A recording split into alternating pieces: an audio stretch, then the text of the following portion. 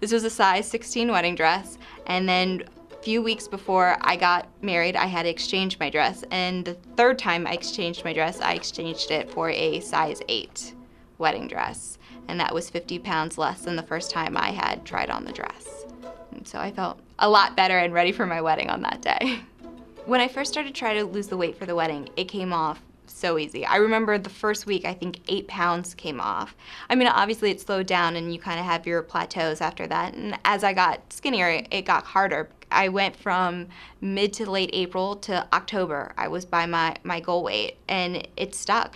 And as long as I maintained my exercise, I maintained my weight. I didn't lose any more, I didn't gain any more, and it was great. So when I got pregnant with my first child, I started to gain weight, but I also was like, oh, in the back of my head, that's not a big deal. It's gonna come off just like it did the first time. I know how to do it this time. It's not a big deal. And I also felt sick while I was pregnant, so I went back to eating a lot of those childhood favorites, chicken fingers, macaroni and cheese, donuts, and you kind of chalk it up in your head, oh, I'm pregnant. I can eat these things, it's not a big deal. It's baby weight that I'm gaining, I'll be fine. Now that I've had my second, and I'm pretty sure that I'm done having children at this point, I want to get back to where I was. I felt good at that point, but it's not the same trying this time. It doesn't come off the same way, but it's also a different kind of weight this time. It's not the sloppy weight this time, it's the baby weight this time. When I wanted to lose weight for my wedding, I exercised by going to different kinds of classes. I went to kickboxing, I tried jazzercise, but a lot of it had to do with running. I decided I was going to run a 5K, and I was the person who never liked to run. When I was in high school, I played field hockey, but I was the goalie because I didn't have to run if I was the goalie. And so I was like, well, maybe running is a good way to go. And I started off slow, and I built myself up to 3 miles. And when I was losing the weight for the wedding, I never went over 3 miles. I did several 5Ks. I think we signed up almost every other weekend for a 5K. And that's what I did. And the running was what really, really helped me with losing the weight. And I felt good, especially being someone who was not a runner. Support is a big part of losing weight. And that was the case with my husband and my mother. They were 2 big players.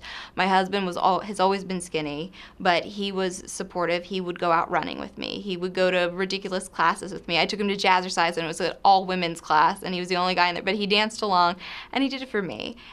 Now that I have 2 children, support is a little bit harder. My husband was my exercise partner, and now I'm at a point where he needs to be able to stay home and watch the kids so I can go out and exercise. So I've really had to be a self-motivator this time around, and that's a lot harder.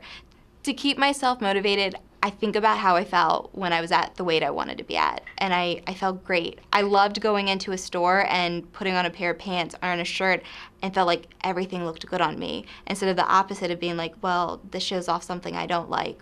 So I set a goal. I decided I was going to start training for a half marathon, and that's another thing that helped me in continuing to get my sneakers on every day, because that date was going to come regardless if I was ready or not, and I could either attempt it in pain or be ready for it. And that's what keeps me getting up and going to the gym and training, is to have that goal of crossing that finish line. A lot of people, I think, want a quick fix. You want to lose 20 pounds and you want to lose it by next week, and that's just not going to happen. You have to have the patience, you have to have the determination, and you have to have the commitment. And the only person who's going to have that is yourself.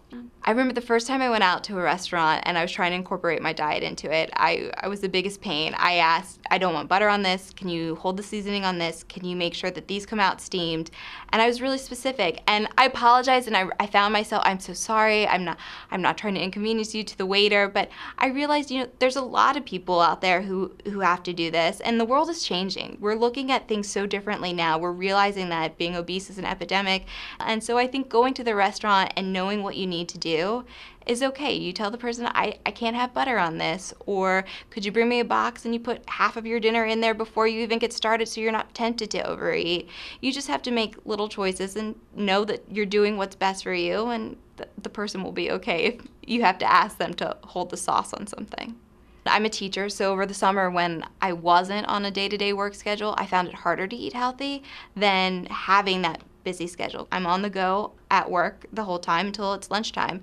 I pack my lunch, and so I can only have what I brought with me. And yeah, we have staff things where people bring stuff in, but you have to stay strong, and you have to know that that donut isn't what the end goal is, that that's not what you need right now. I can relate now to women who have had children. There's so many women out there who have children, and then as soon as they give birth, it looks like they've never had a child before. And it's hard because there's enough of them out there to make you start to feel bad about yourselves. But there's enough of us who have had children and are having the struggle to get back. And I just want to say to them that you're going to get there. It's going to take time. Everyone who I know who's been successful, it's taken several years after their kids. Your body's different. Your body's changed. It's a new body. So you have to get used to the new you, embrace the new you, and know that if you stick with it and you believe in yourself, you're going to reach your goal.